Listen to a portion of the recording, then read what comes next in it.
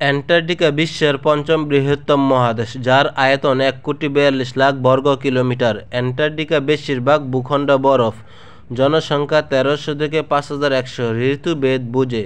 Antarctica পৃথিবীর সর্বনিম্ন তাপমাত্রা -89 থেকে 128 ডিগ্রি সেলসিয়াস রেকর্ড করা হয়েছে।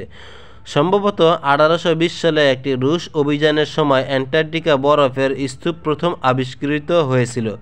পরবর্তী দশকে ফরাসি, মার্কিন ও ব্রিটিশ অভিযানের মাধ্যমে অ্যান্টার্কটিকা আরও অনুসন্ধান সম্পন্ন হয়েছিল।